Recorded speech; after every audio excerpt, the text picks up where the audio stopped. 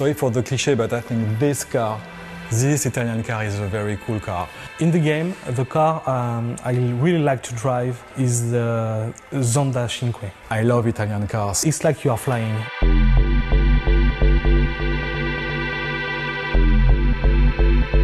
One of the decisions we had to take when we started Test Drive Unlimited 2, it was do we keep the old racing engine or do we develop a new one? And because we have been a little bit frustrated by the first one and we couldn't deliver the experience we wanted, we decided to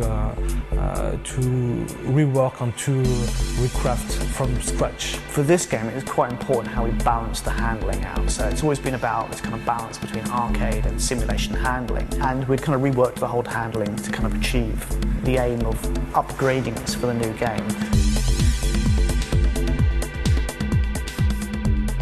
To achieve that, what we wanted to do is to have a basis of the physics engine as realistic as possible, so everything is simulated.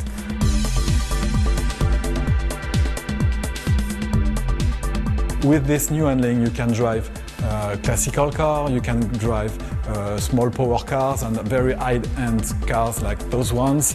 With this type of cars, it's the most difficult elements that the player will have to deal with is to judge how much power do I transfer to the car. And this is something we add assistances for the player to be more comfortable with.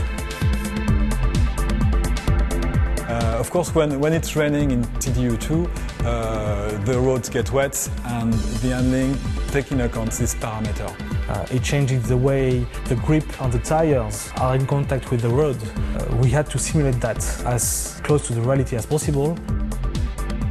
So it's take very large variety of different cars, different handling, different kind of surface that you go on and weathers. What we have now, it's 90 plus cars.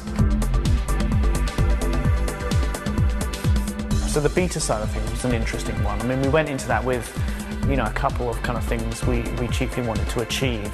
When you are developing handling, you are too close to it to judge it. Really, there's nothing like actual players with a multitude of different configurations, playing it in a multitude of different ways, all at the same time, going wherever they fancy rather than where we tell them, to really know how the game will perform. We have so many fans in this game that make a really, really good work, that answer our questions, make very precise feedbacks on bugs, handling, everything that counts in the game. The other big thing for us was just trying to push up how many people were playing the game at the same time.